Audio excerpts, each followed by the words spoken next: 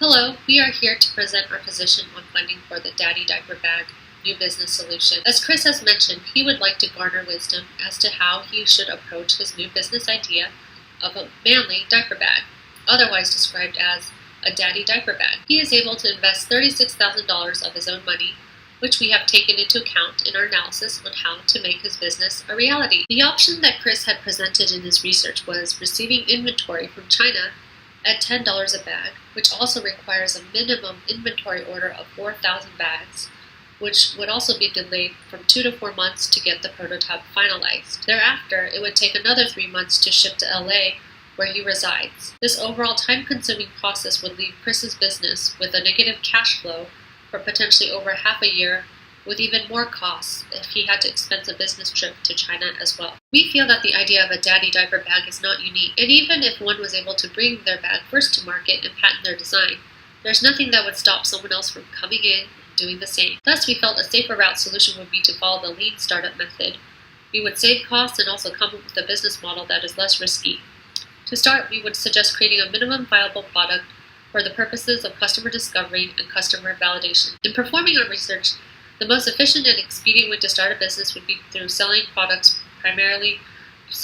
bags primarily through Amazon fulfillment and also through sales from a company website. Chris may also want to consider a small partnership to sell bags to Fred Siegel to build his brand. Also, we would suggest that Chris nix the idea of his vendor in China and use a vendor we found through Alibaba, where the minimum order for the camouflage bag is 200 and the black bag is 1,000. We think it's a good idea to go with the minimum order amount. Fred Siegel was only interested in the black bag, so we agreed that the black bag is likely to be more popular than the camouflage bag, so it makes sense to purchase inventory accordingly. High-end and designer bags on the market range from $100 to over $1,000. Given this is a new bag without the backing of a brand name, we recommend pricing on the lower end of designer bags. We are able to calculate a median cost for this category of bags and recommend a price of $125 per bag. We will offer free shipping to customers. Of the 50 bags from the first month of sales, we will anticipate selling 5 daddy diaper bags to Fred Siegel at $75 a piece.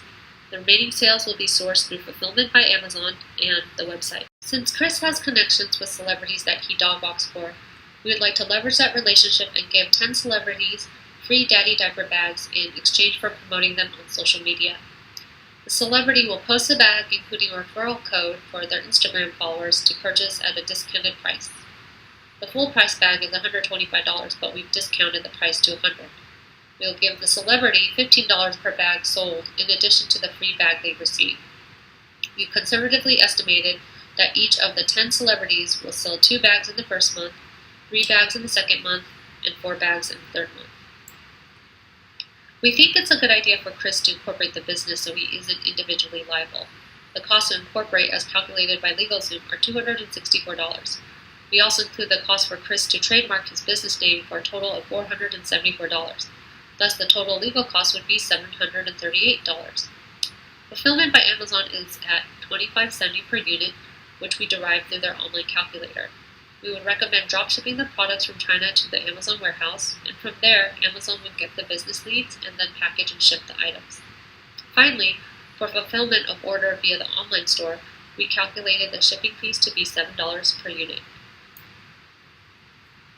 Our forecasts show that we are on track to sell all daddy diaper bags by the end of the year. Given the 50-day lag period between placing the order with OEMs on Alibaba and receiving them, we suggest repurchasing inventory in October. Based on how popular the bags have been, we should order 2,000 black bags and 400 camo bags, which is twice the original order. We want to keep the ratio of bags the same, as the black bags have proved more popular than the camo, but we still receive significant camo daddy diaper bag sales. With regards to our payment terms, we will collect all customer payments through our online store before shipping. Similarly, with FBA, Amazon will collect customer payments before shipping to customers. We want to have a simple and customer-centric return policy on orders placed on our website, which is also consistent with Amazon's policy. Their policy is a 30-day return window in which the bag must be returned with its tags, unused, and in its original condition. The return will be considered free for the customer.